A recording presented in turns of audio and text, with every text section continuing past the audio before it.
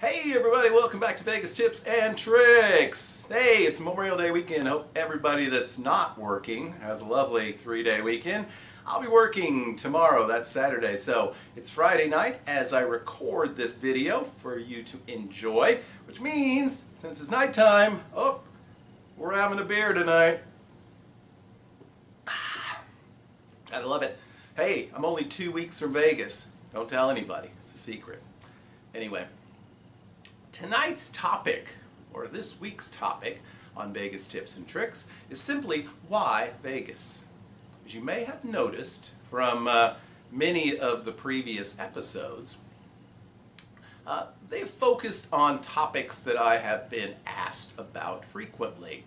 Hey, how do you get a really cheap flight to Las Vegas? Hey, what do you do when you get to the airport? How do you get to your hotel? Do I need to rent a car? How do I get a great room rate or room deal? How do I get free stuff? What's the best hotel?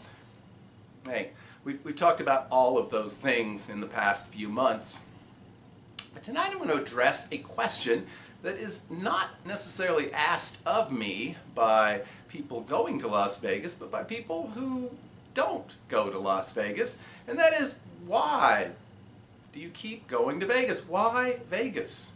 There's so many other fabulous places you could visit around this country and around the world, and you just keep going back there. Why? Well, tonight, or today, I'm going to try and explain some of the reasons for why Vegas. Some of the reasons that I, as well as many of you, because if you're watching this, you're definitely one of them, why I am a Vegas enthusiast. That's the new word I've come up with, Vegas enthusiast. So, first of all, simply the fact that you're returning again and again to a particular location is hardly unusual. Although sometimes it doesn't involve a 3-hour flight. But I can think of a lot of people I know who, particularly during the summer months, may go to a cabin up at the lake 2 or 3 weekends out of the year, maybe even more. I can think of people who are fishermen who go to the same pond or lake over and over every weekend or several weekends out of the month. It's the same place.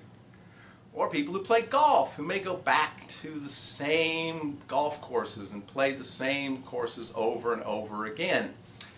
Hey, they enjoy it. I have no problem with that. But hey, Vegas is my lake house. Vegas is my lake. Vegas is my golf course. In addition, Vegas is not the only location to which people travel which attracts these enthusiasts. The only other place I can think of in the United States that really comes close would be the Disney people. Yeah, Disney World, Epcot, Disneyland, there are Disney cruises. I know a friend of mine who every year plans a big vacation to Disney World. That is his thing. And there are Disney groups, and I'm sure there are Disney YouTube channels where people talk about, hey, how to get the best deal at Disney, or what are some exciting new attractions at Disney. There are cruise people, cruise enthusiasts, cruisists? I don't know. Anyway, who just love going on cruises. And guess what? They go again and again, year after year. They talk to each other about cruises and what cruises they want to visit. And I'm sure there's other categories like that. So Vegas is not alone in being a place. Hey, look at that. Wow, that's some significant editing right there with my foot. Haven't had that much beer. Anyway, so I don't think it's particularly unusual for people to vacation in a similar place over and over again. I don't think it's unusual for people to go back and do the same thing on their holidays or vacations over and over again. It's actually pretty common. Again, I think it probably attracts more attention because it's, a 3-hour plane ride than it would if it was a 2 or a 2.5-hour car drive to someplace. But, it's pretty comparable, really. And to the criticism, which I think is somewhat legitimate, of saying, why keep going to Las Vegas when you could go to some of these other places? You could go to see Disney. Well, I'm not really a big fan of kids and families and amusement park rides, but I'm sure it's something to see. I'm sure it's a spectacle.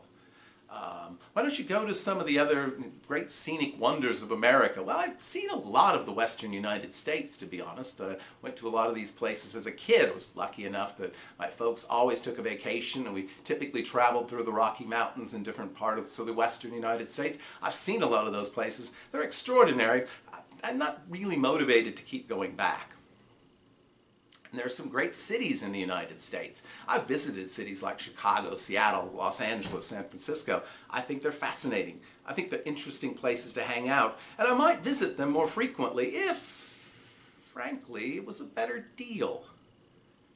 It seems to me whenever I sit and try to crunch the numbers, in any of these places, whether they be sort of resort destinations like Disney or even beach resorts or all-inclusive resorts or cruises or whatever it might be, I start looking at the numbers and it's like, that's a lot of money per day.